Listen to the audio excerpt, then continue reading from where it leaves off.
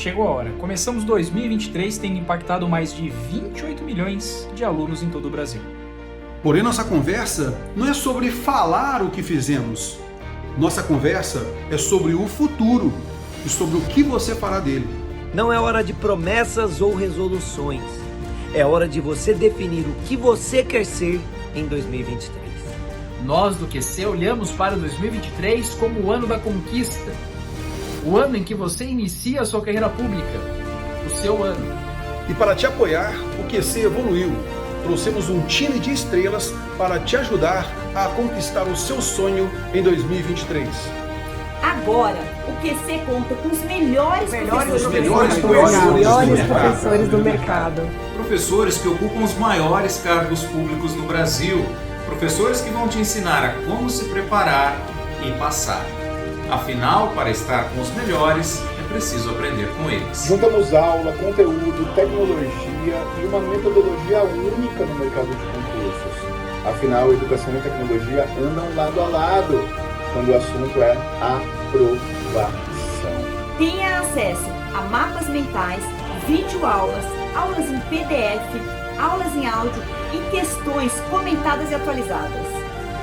Treine com inteligência artificial e fique à frente de toda a concorrência. Tudo isso para te dar a solução mais completa em preparatório para a sua carreira pública. Construímos aqui no QC tudo o que você precisa para ser aprovado em um único lugar. Acreditamos que 2023 é o ano da conquista. A educação transforma a sociedade. Acreditamos que 2023 será o seu ano. Venha estudar e mudar a sua vida com o melhor preparatório.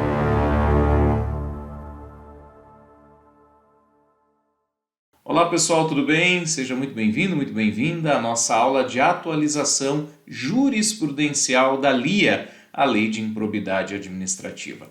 Esta lei que, sem sombra de dúvida, sofreu o maior número de julgamentos perante o Supremo Tribunal Federal nos últimos tempos, né? Foram pelo menos 3 grandes momentos, eu cito aqui o julgamento do tema 1199, em que se discutiu a retroatividade ou a irretroatividade da LIA, como é conhecida, a nova lei de improbidade, ainda as ADIs 7042 e 7043, no mérito o Supremo analisou em controle abstrato, em controle concentrado, a constitucionalidade de diversos dispositivos que foram questionados, e, ultimamente, agora no final do ano, uma medida cautelar na ADI 7236, suspendendo vários dispositivos.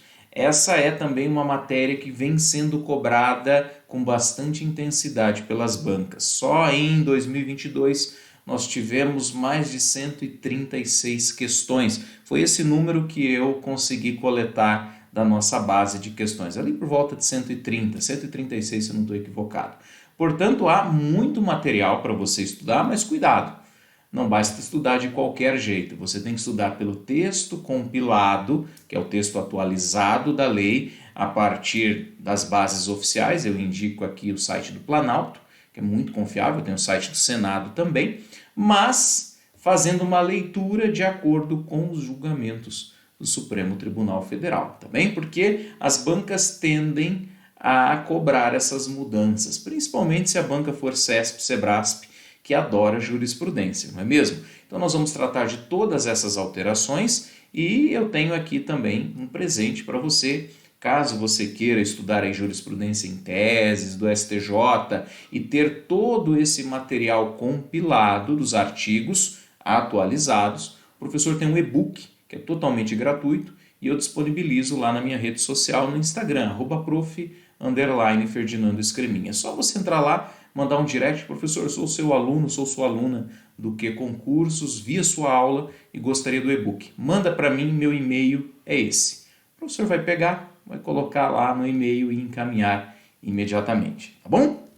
Qual o objetivo dessa aula? Nós tratarmos desses 3 grandes momentos e resolvermos questões. Vamos lá então, pessoal. Aula na tela, primeiro momento, o julgamento do tema 1199, LIA. LIA é Lei de Improbidade Administrativa, que vem sendo chamada de nova Lei de Improbidade, mas que conserva o nome antigo, né? A Lei 8429, tá bom? Você vai olhar muitas vezes, vai ver muitas vezes esse número 14.230, que foi a lei que alterou substancialmente o seu conteúdo.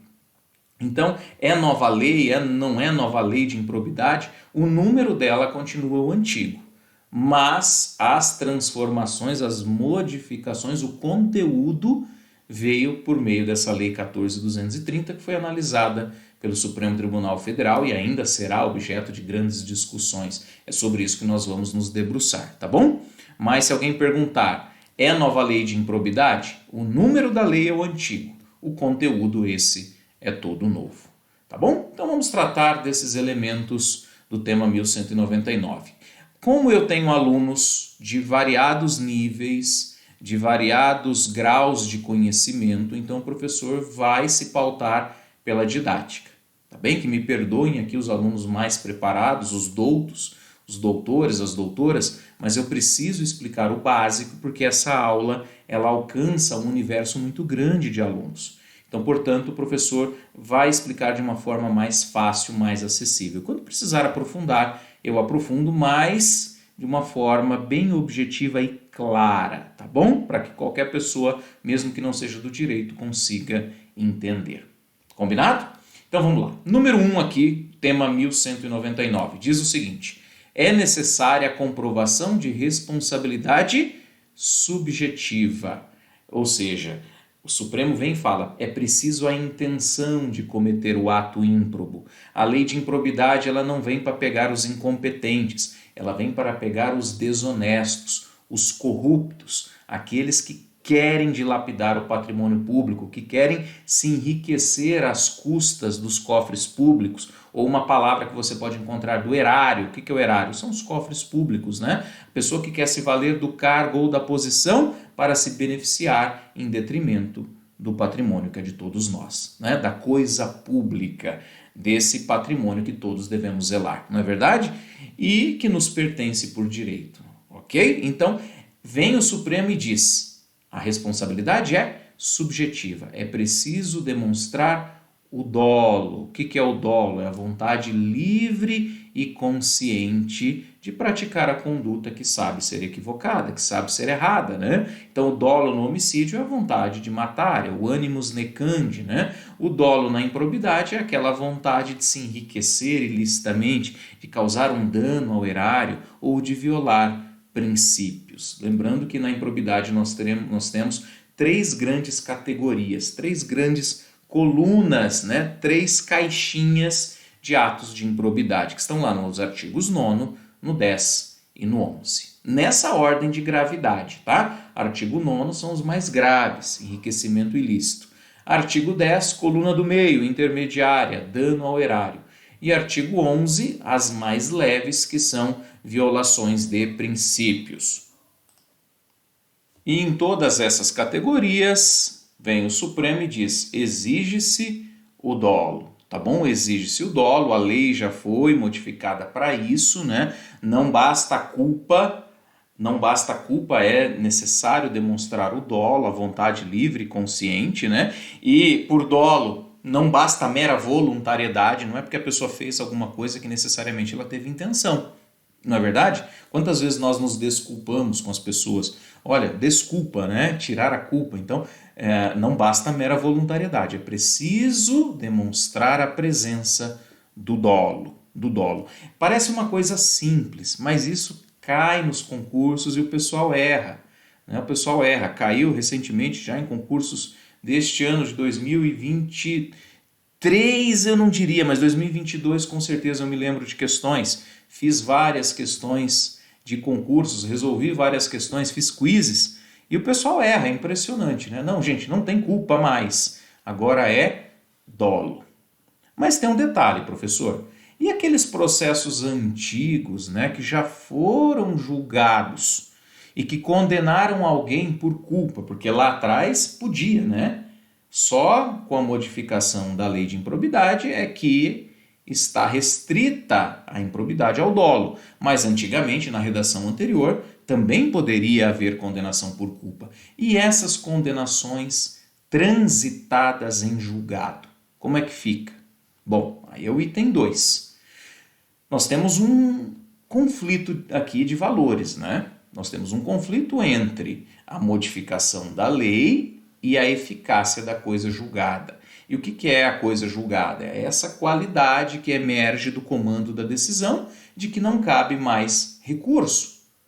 Acabou? Não cabe mais recurso, então resolvido está. Não é verdade? A coisa julgada é aquela decisão judicial que não pode mais ser impugnada por recurso, porque já se esgotaram os recursos ou porque o advogado perdeu o prazo, a pessoa perdeu o prazo, não quis recorrer, então operou-se a coisa julgada. É como se colocasse um manto, né? Como se colocasse ali um cobertor em cima daquela situação. Ou seja, acabou. Né? E aí? Aí, pessoal, se foi condenado por culpa, mas transitou em julgado, já era. Tá bom? Já era. Beleza?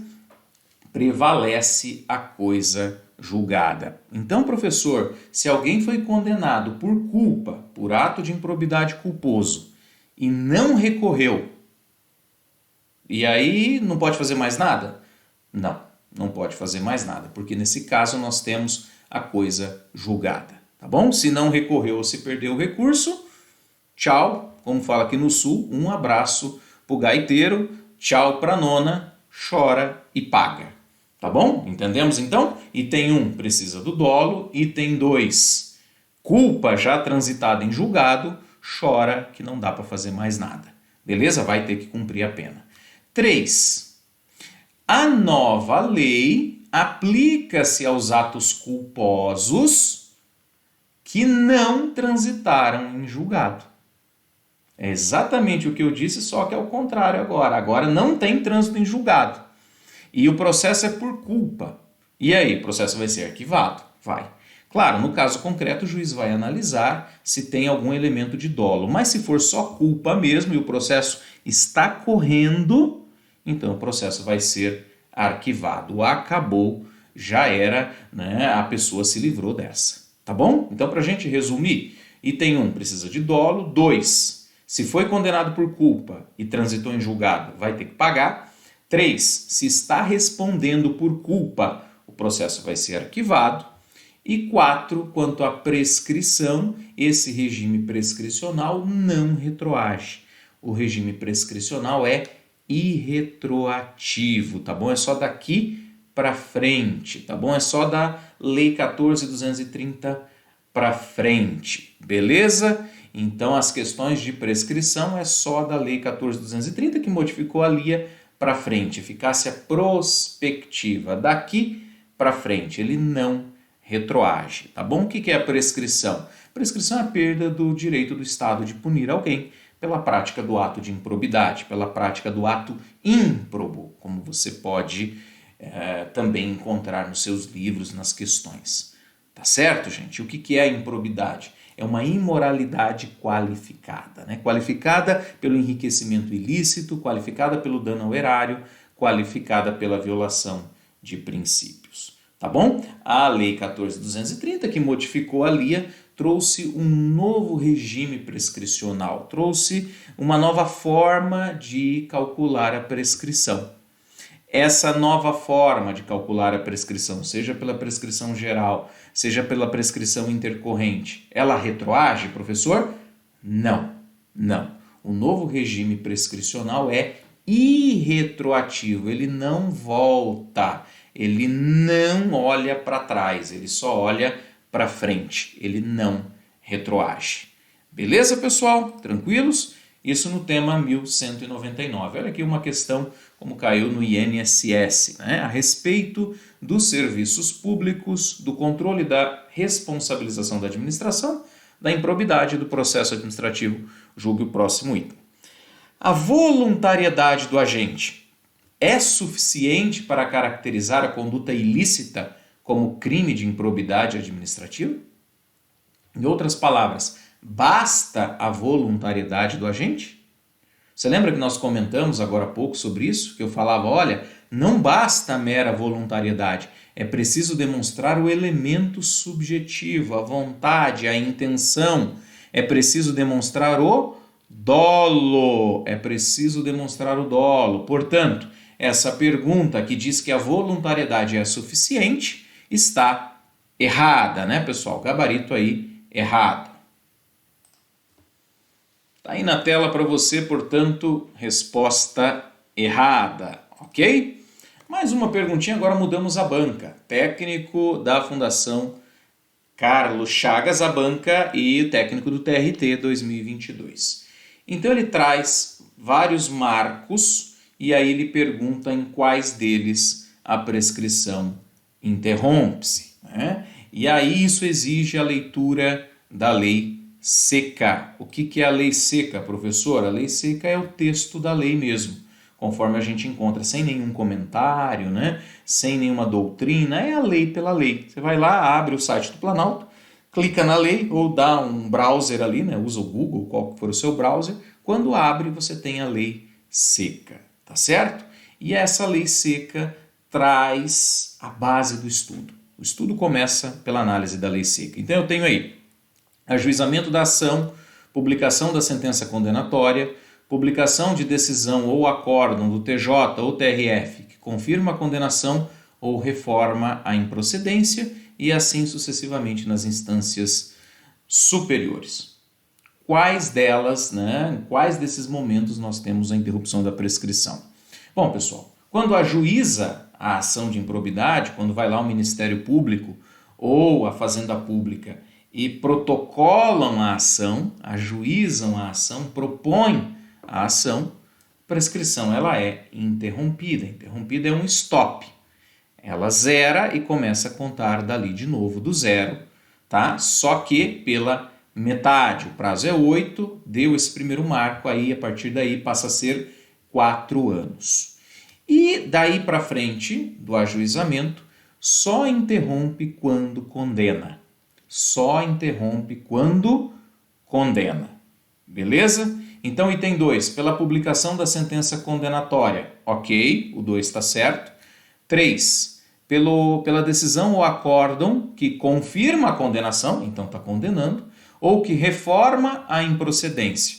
Foi absolvido, mas o tribunal condenou. Beleza, então o 3 também entra porque são duas hipóteses de condenação, né? Quando confirma ou quando altera uma absolvição anterior e reforma a sentença de improcedência, reforma a sentença, aspas, de absolvição.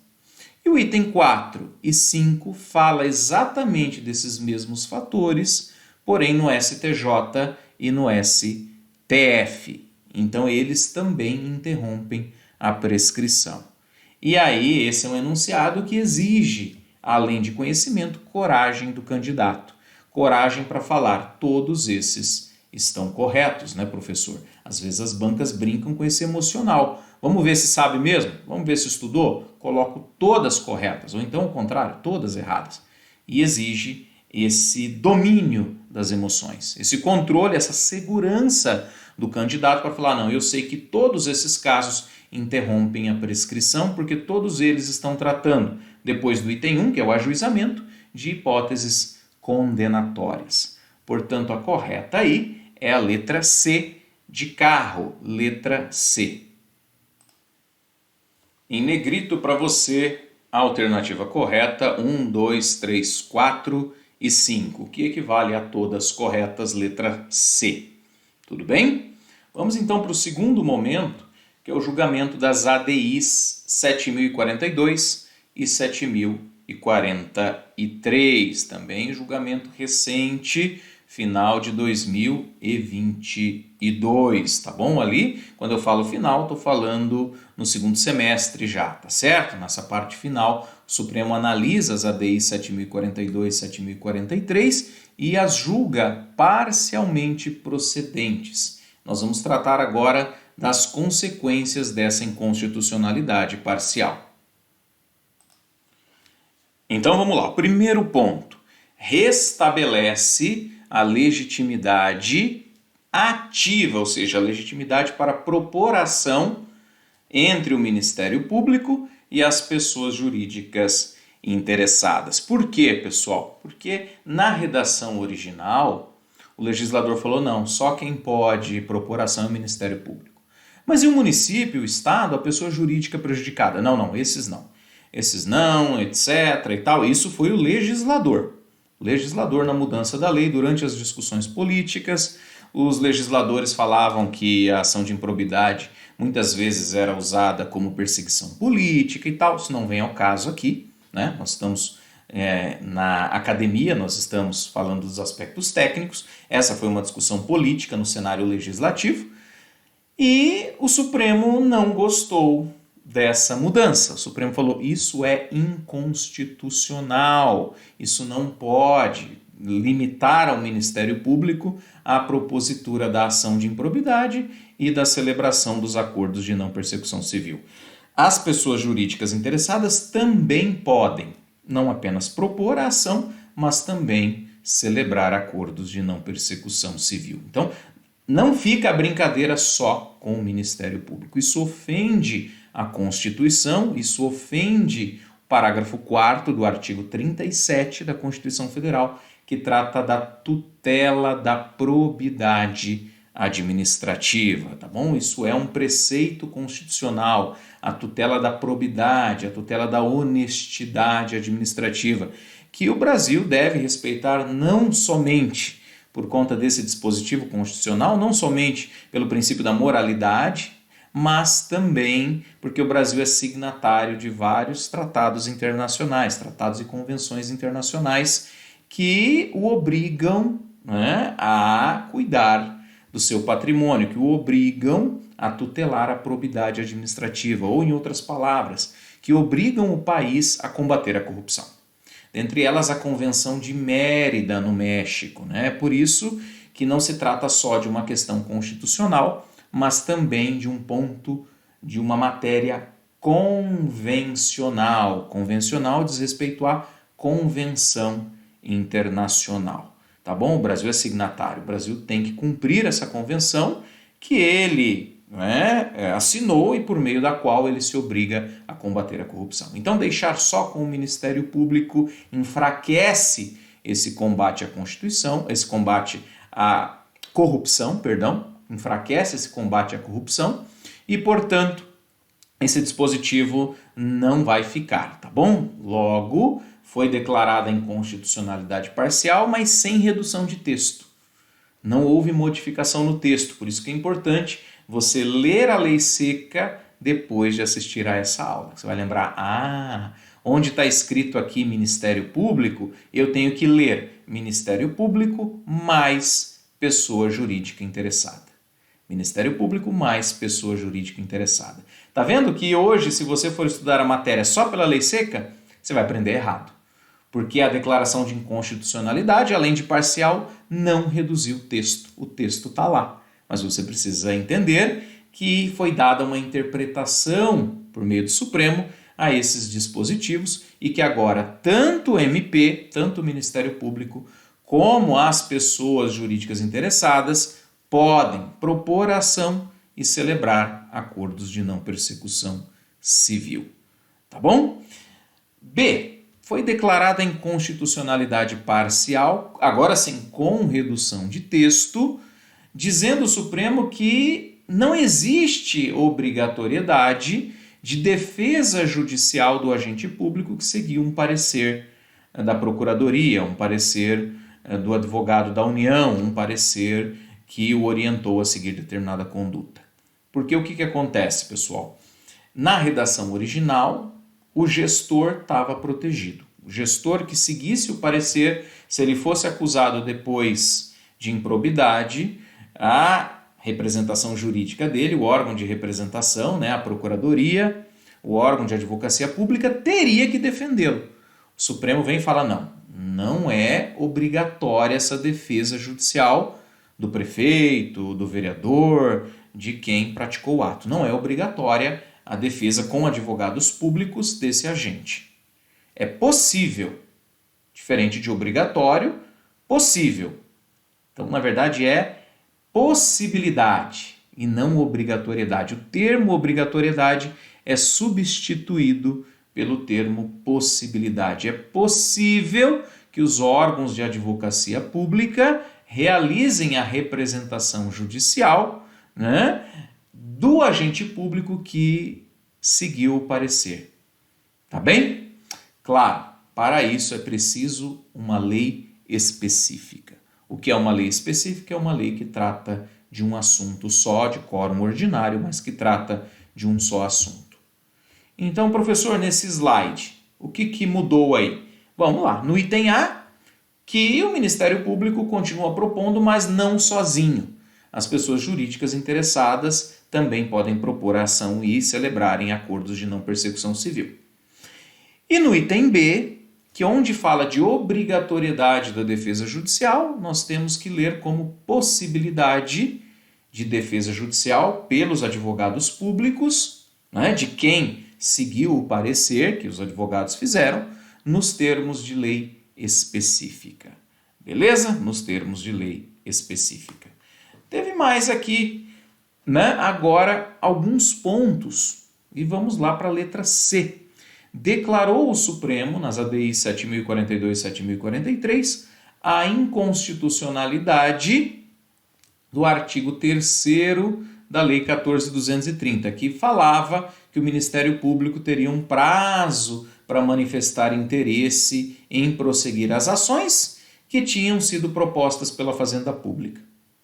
Claro que é inconstitucional, porque se o Ministério Público não está sozinho no parquinho, se o Ministério Público não tem a legitimidade exclusiva, se não é só ele, em outras palavras, se também a Fazenda Pública pode propor as ações, esse artigo que falava que o MP tinha que manifestar interesse no prosseguimento das ações da Fazenda Pública é óbvio inconstitucional.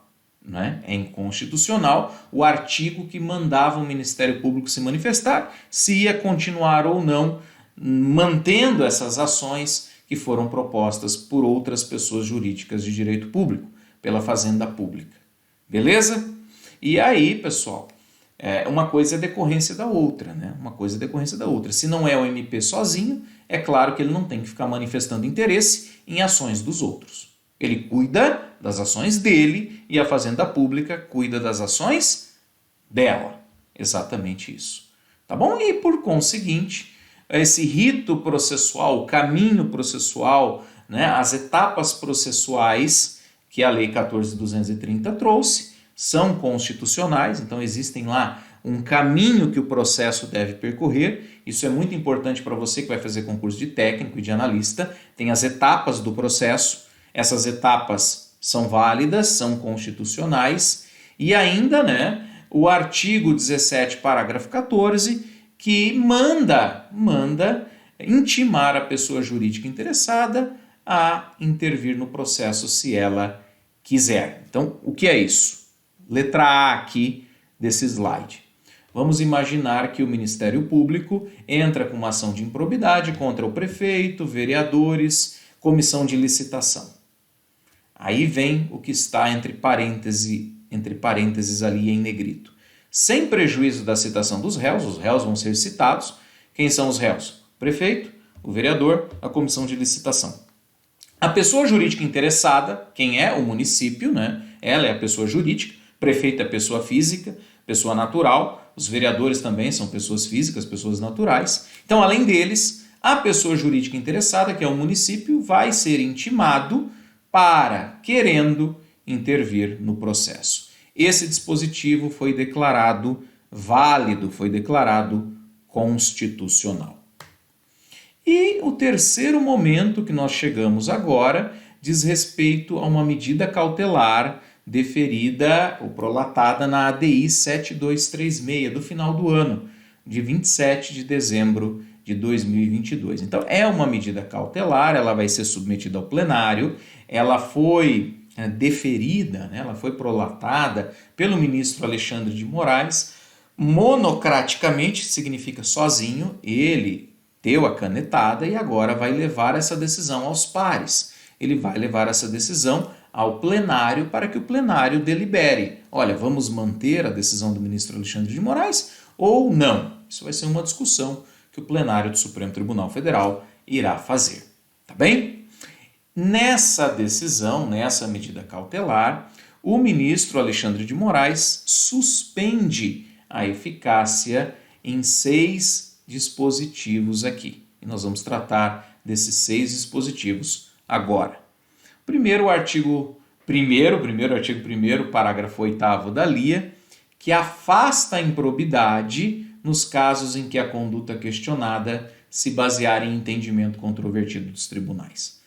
Pela redação da LIA, pela redação da lei, se você for lá e abrir a lei, vai estar escrito assim: não caracteriza ato de improbidade o ato baseado em entendimento controvertido dos tribunais, ainda que não venha a ser esse o que prevalecer lá na frente.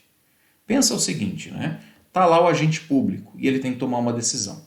A decisão é sim ou não. Só que há uma controvérsia na jurisprudência. Tem tribunais que acham que pode e tem tribunais que acham que não pode. E aí o agente público fica literalmente com a faca no pescoço. O que veio o artigo 1º, parágrafo 8º dizendo? Que nesse caso não teria improbidade administrativa. O ministro Alexandre entende que essa questão traz insegurança jurídica e suspende este artigo. Em outras palavras, o artigo que fala que a controvérsia jurisprudencial não caracteriza improbidade está suspenso. Todos esses artigos que eu coloco aí para você estão suspensos, tá bom? Então, primeiro ali é essa questão da controvérsia jurisprudencial. Isso aí está suspenso por enquanto. Vamos ver como o Supremo, pelo plenário, vai se manifestar. Segundo ponto suspenso, o artigo 12, parágrafo 1º, que prevê que a perda da função pública atinge apenas o vínculo de mesma qualidade e natureza que o agente público tinha na prática do ato, naquele momento. Como é isso, professor? Imagina o seguinte, né? O agente público hoje ele é vereador. Aí vamos pensar em tese que ele praticou um ato de improbidade. Mas quando ele é sentenciado, quando ele é condenado, ele se tornou prefeito. Pela redação do artigo 12, parágrafo 1º, ele não pode perder o cargo de prefeito, porque não tem a mesma qualidade e natureza que tinha lá quando ele praticou o ato de improbidade. Ele só poderia perder, como regra, o cargo de vereador, porque foi como vereador que ele praticou o ato de improbidade. Então, se ele não é mais vereador, ele não pode perder o cargo. Isso está suspenso. E me parece correta a suspensão. Tá, pessoal? Concordo com o ministro no sentido do seguinte, se cometeu um mal feito, vai perder o cargo, seja ele qual for. Isso acaba sendo uma blindagem, porque daí, né, o ímprobo profissional, hoje ele está numa prancha, numa barraca, amanhã ele está em outra, depois ele está em outra, e aí ele não vai perder o cargo porque ele fica mudando de função, ele fica mudando de cargo público o tempo todo. Talvez até pensando em se safar das consequências da lei, né? Então, esse dispositivo que blinda o agente que muda de cargo está suspenso. Beleza? Outro artigo que está suspenso é o parágrafo 10 do artigo 12, que estabelece, né, na contagem da suspensão dos direitos políticos, aquele intervalo entre a decisão colegiada, que é a decisão do tribunal, e o trânsito em julgado, que é quando não cabe mais recursos. O que é isso? Vou explicar. A lei, na sua redação original, dizia o seguinte: teve a suspensão dos direitos políticos? Beleza. Só que, embora ela só possa ser cumprida depois do trânsito em julgado, vai contar para trás, vai contar retroativamente, retro é para trás, vai contar retroativamente, desde a decisão colegiada. É uma contagem retroativa. Não, né? Se você não começou a cumprir, como é que vai contar lá de trás? De algo que ainda estava em recurso? Me parece correta a suspensão deste parágrafo 10. Por enquanto também está suspenso e me parece corretamente. Concordo com a decisão do ministro. Próximo item aí, o item D, a letra D de dado, que fala do artigo 17b, parágrafo 3º da LIA, da Lei de Improbidade Administrativa, que exige manifestação do Tribunal de Contas em 90 dias para apurar o valor do dano em caso de acordo de não persecução civil. Você sabe que nós temos, tanto no âmbito penal como no âmbito civil, agora o acordo de não persecução. E no âmbito civil, eu cito aqui a lei de improbidade. Então é possível um acordo que vá suspender esse processo. E a redação da lei diz que se exige a manifestação do Tribunal de Contas, né? Exige a manifestação do Tribunal de Contas para aferir o dano. Ora, pessoal, com todo respeito, né?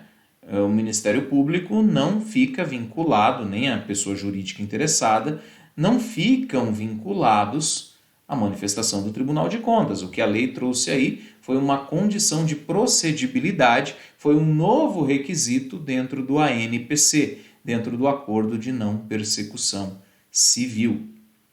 E isso está suspenso, porque o ministro entendeu uma inconstitucionalidade neste artigo, já que não há como você querer exigir que um outro órgão se manifeste para celebrar um acordo.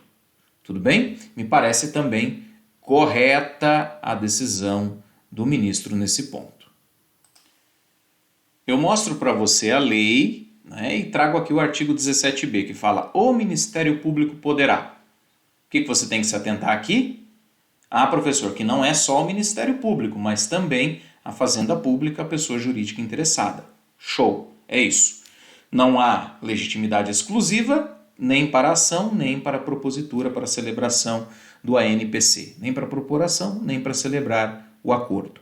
Tá bom? Então, onde diz o Ministério Público, você tem que ler MP mais pessoa jurídica interessada. MP mais a Fazenda Pública aí. Eles podem celebrar, conforme as circunstâncias, um acordo de não persecução civil. Para quê, pessoal? Vai acabar o processo, se for cumprido, né? E aí, promover o integral ressarcimento do dano, reverter a pessoa jurídica a vantagem indevidamente obtida pelo agente público, né? Ainda que essa lesão venha de agentes privados, não é verdade? Então, aqui se pretende fazer uma forma consensual, estabelecer uma forma consensual de resolução de litígios, claro, né? Privilegiando o ressarcimento do ente público lesado, né? E a reversão ao ente público, à pessoa jurídica, de alguma vantagem que foi indevidamente obtida pelo agente público ímprobo, tá bom? Aí você tem que ouvir o ente lesado, né? E dentre esses requisitos, nós temos a questão do órgão de contas, E é justamente aí que o Supremo vem, no parágrafo 3º, você pode olhar aqui, ó, vide ADI 7236, tá vendo aqui, ó? Vide ADI 7236, porque esse dispositivo está suspenso. Vem o Supremo e fala: não precisa ouvir o Tribunal de Contas. Não precisa ouvi-lo. Tá bom? E por que o senhor falou que suspende o processo? Depende do momento, né? Depende do momento. O acordo poderá ser celebrado antes do processo, ou seja, no curso da investigação, antes do processo, no curso da ação de improbidade, é dizer, durante o processo, e até mesmo na execução da sentença condenatória. Acho esse ponto importante, ponto que pode cair na tua prova. Qual é o momento para celebrar o ANPC? Qual é o momento para celebrar o acordo de não persecução civil? Antes, durante ou depois da ação, tá? Porque antes, durante as investigações, durante, no curso da ação de improbidade e depois na execução da sentença condenatória. Beleza, pessoal? Tranquilos em relação a isso? Então voltamos aqui para o slide e o slide fala aqui na letra D que esse artigo 17b, parágrafo 3º, que está lá na letra D do slide, está suspenso. Não é por hora obrigatória a manifestação do Tribunal de Contas. Aqui mais dois dispositivos. O artigo 21, parágrafo 4º também está suspenso e essa suspensão é muito bem-vinda. Por quê? Porque a redação do artigo fala que qualquer absolvição criminal colegiada impede o trâmite da improbidade administrativa. Qualquer absolvição criminal colegiada. O que é absolvição criminal colegiada? Feita por mais de um juiz, feita, né, no âmbito dos tribunais, para cima, né? Tribunal de Justiça, TRF, STJ, STF. Qualquer absolvição criminal colegiada impede a improbidade? Pela redação da lei, sim. Só que essa redação está suspensa. E acredito que corretamente. Pessoal, nós temos a independência das instâncias. Uma coisa é você falar que a absolvição criminal que negou o fato, que fala, olha, esse fato não existiu, ou que afirmou que o réu não é o autor, em que o réu tem um álibi, estava em outro lugar, não era eu, confundiram meu carro, minha roupa, meu sapato, te juro, não era eu e provo. Aí tudo bem. Essas duas absolvições, ok, sem problema algum. Agora, todas elas, qual é o problema? O problema é o seguinte, como nós temos a independência das instâncias, pode ser que um ato de improbidade deixe de ser crime. E não é porque ele deixou de ser crime que ele vai deixar de ser improbidade, tá entendendo? Vamos pensar que hoje uma conduta seja tipificada tanto como improbidade como crime. E amanhã ela deixa de ser crime. Só pelo fato de deixar de ser crime, deixou automaticamente de ser improbidade? Uma coisa tem a ver com a outra? Nós não temos instâncias de responsabilidade? Uma coisa não é uma coisa e outra coisa não é outra coisa? Exatamente isso. Alho é alho, bugalho é bugalho. Não dá para confundir uma coisa com outra. Crime é direito penal. Improbidade é direito administrativo sancionador. Ah, professor, mas eles são muito próximos e tal. Concordo, mas não são iguais. Não são iguais. Então, não é porque algo deixou de ser crime, e aí geraria uma absolvição, que automaticamente vai deixar de ser improbidade. Uma outra hipótese absurda, né? Extinção de punibilidade no crime. Está lá no artigo 107 do Código Penal. Tem várias hipóteses lá de extinção de punibilidade. Muitas vezes por questões processuais no processo penal. E essas questões processuais lá do penal, eu vou aplicar de forma irrestrita, de forma automática aqui na improbidade administrativa, que é processo civil? Não dá, né, gente? Não dá. É a mesma coisa você querer confundir coisas que são diferentes. Não é? É a mesma coisa de você querer confundir a utilidade de um trator e de uma Ferrari. São veículos diferentes, são jeitos diferentes de se ler e se interpretar e se entender as matérias. Penal é penal, improbidade é improbidade. Não dá, repito, para aproveitar todas as absolvições criminais na LIA de forma automática, impedindo o trâmite das ações de improbidade. O juiz pode até considerar. Vamos ver o que o juiz criminal aqui decidiu. Por que o réu foi absolvido? Ah, foi absolvido porque faltou um requisito lá, né? Porque, enfim, morreu, por exemplo. Porque morreu. Extinção de punibilidade. Mas aqui os herdeiros e sucessores podem ser responsabilizados na improbidade administrativa. Claro, nos limites das forças da herança, né?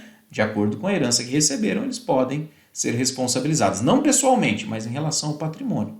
Então não dá para comunicar todas as absolvições aqui na improbidade. São regimes diferentes. Não dá para colocar tudo no mesmo balaio, coisas que são diferentes. Portanto, a suspensão do artigo 21, parágrafo 4º, também vem em boa hora, eu concordo plenamente com a decisão do ministro.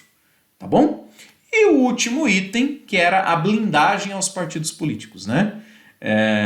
É agora permitida, nos termos dessa medida cautelar, a responsabilização dos partidos políticos por ato de improbidade. Por que não era, professor? Como assim? A lei de improbidade, depois de profundamente alterada, dizia que quando o problema fosse com partidos políticos, ia se aplicar a lei dos partidos políticos. Ah, então não ia se aplicar a improbidade aos partidos políticos? Não.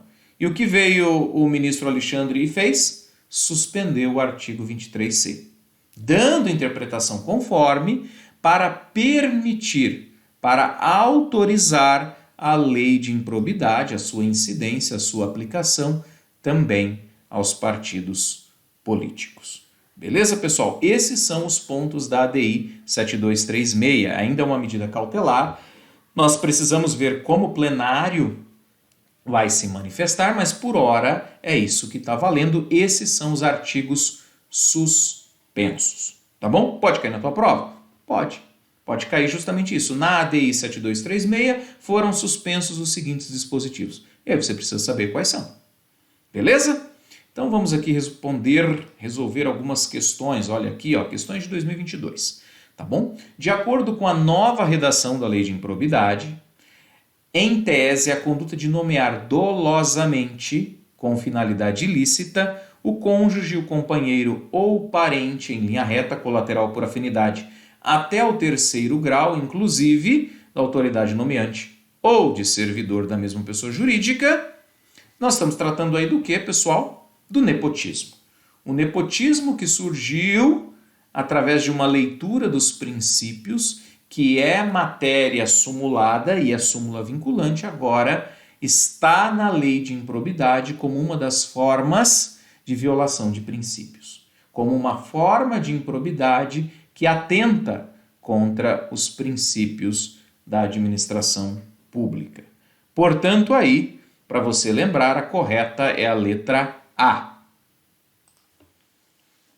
Negritei e coloquei para você em destaque ato de improbidade que atenta contra os princípios da administração pública. Uma pergunta simples, eu sei, uma pergunta simples, né? Mas que exige a leitura e a compreensão da lei seca. Então nós temos 3 categorias. Nas aulas do que eu falo bastante sobre essa questão das categorias dos atos, né, de improbidade, ou seja, da tipicidade normativa dos atos de improbidade administrativa, e falo como você diferenciar um e outro, uns dos outros, né, melhor dizendo.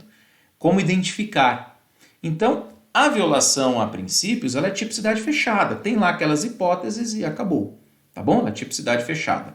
No artigo 9º e no artigo 10, a tipicidade é aberta, porque fala notadamente naquelas condutas. E aí você vai perceber que no artigo 9º fica clara a intenção do agente se enriquecer, né? Ele vai trazer ali uma situação de enriquecimento ilícito. E no artigo 10 vai ficar clara naquelas hipóteses qual é o dano ao erário, qual é o dano aos cofres públicos. E no artigo 11, como são poucas situações, você decora, né? E aí é memorização mesmo. Uma delas é a prática do nepotismo, tá bom? Prática do nepotismo, que agora é improbidade administrativa. Inclusive a redação é a mesma da súmula vinculante aí, tá? Foi um Ctrl+C, Ctrl+V. E mais uma, para a gente terminar a saideira agora, mudamos de banca, vamos para Carlos Chagas, TRT da 5ª Região, técnico judiciário lá da Bahia, viu, pessoal? Olha, técnico judicial de tribunais federais este ano, é o ano dos tribunais, o salário está melhorando, beleza? Então, um baita de um concurso. Foi o meu primeiro concurso, inclusive, meu primeiro cargo público de técnico judiciário da Justiça Federal no Paraná, TRF4, Seção Judiciária do Paraná, fiquei em Umuarama e tenho grandes lembranças. Excelente, excelente, excelente função que eu exerci, excelente cargo. Fiquei muito feliz, muito realizado de ter sido técnico. Tá bom? Então vamos lá. De acordo com a atual disciplina aplicável aos atos de improbidade, na forma da Lei 8429, essa, lembra? Essa é a roupa da lei, embora com conteúdo totalmente novo, né? Mas o nome da lei é 8429, que foi profundamente alterada pela 14.230, mas continua sendo Lei 8429, tá bom? De acordo com a lei que foi alterada, constituem condutas passíveis de enquadramento como ato de improbidade. Aqui uma revisão do que nós vimos até aqui. Letra A, condutas dolosas ou culposas. Tá errado. Tá errado. Para, produção, para. Por quê, professor? Culposas. Não tem mais culpa. Não tem mais ato de improbidade culposo. Professor, mas o que o senhor falou lá da coisa julgada? Eu falei que quem foi condenado, né, e não recorreu, perdeu prazo, qualquer coisa, um abraço para o gaiteiro, vai ter que cumprir. mas quanto a processos antigos, processos que estão correndo e processos novos, não se fala mais em culpa, tá bom? Então, culposa, risca a letra A. B, aquelas em que esteja presente a voluntariedade do agente, independentemente da intenção de alcançar ou produzir o resultado previsto. Pé, errado?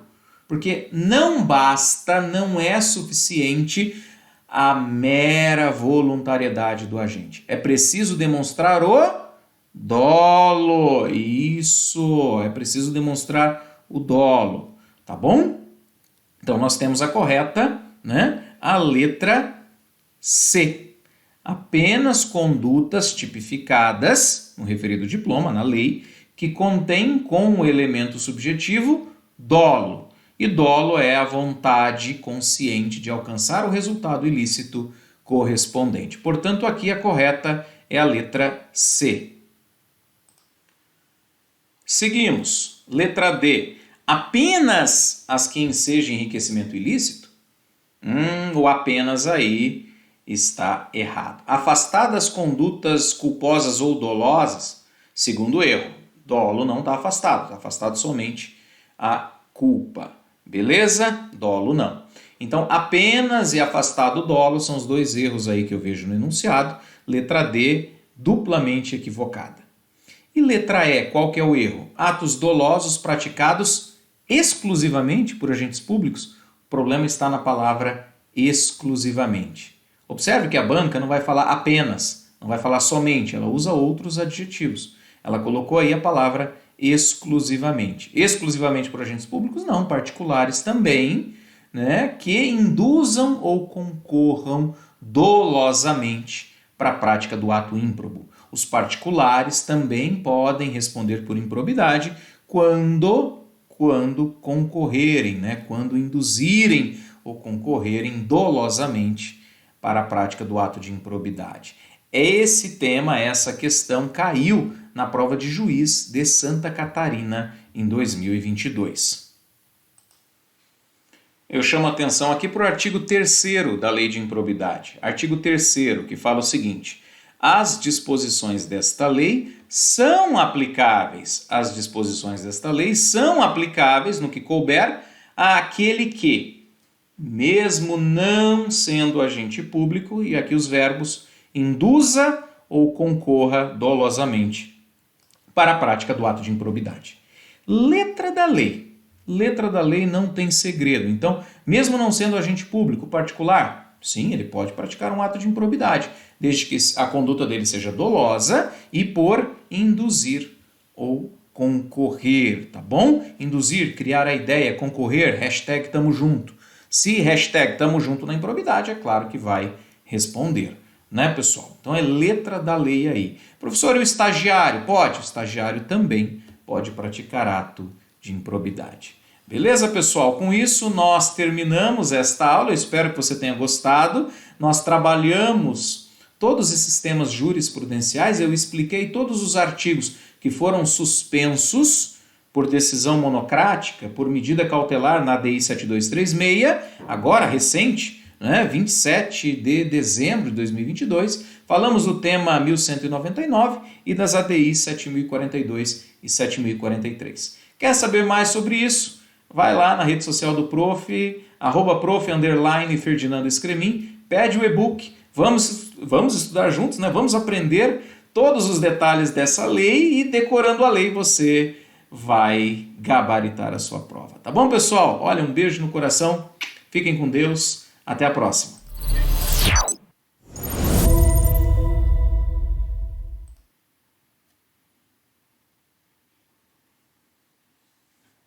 Chegou a hora. Começamos 2023 tendo impactado mais de 28 milhões de alunos em todo o Brasil. Porém, nossa conversa não é sobre falar o que fizemos.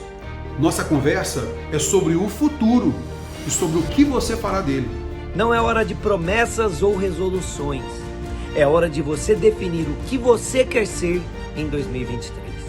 Nós do QC olhamos para 2023 como o ano da conquista. O ano em que você inicia a sua carreira pública. O seu ano. E para te apoiar, o QC evoluiu. trouxemos um time de estrelas para te ajudar a conquistar o seu sonho em 2023. Agora, o QC conta com os melhores professores do mercado. Professores que ocupam os maiores cargos públicos no Brasil. Professores que vão te ensinar a como se preparar e passar. Afinal, para estar com os melhores, é preciso aprender com eles. Juntamos aula, conteúdo, tecnologia e uma metodologia única no mercado de concursos. Afinal, educação e tecnologia andam lado a lado quando o assunto é aprovação. Tenha acesso a mapas mentais, videoaulas, aulas em PDF, aulas em áudio e questões comentadas e atualizadas. Treine com inteligência artificial e fique à frente de toda a concorrência. Tudo isso para te dar a solução mais completa em preparatório para a sua carreira pública. Construímos aqui no QC tudo o que você precisa para ser aprovado em um único lugar. Acreditamos que 2023 é o ano da conquista. A educação transforma a sociedade. Acreditamos que 2023 será o seu ano. Venha estudar e mudar a sua vida com o melhor preparatório.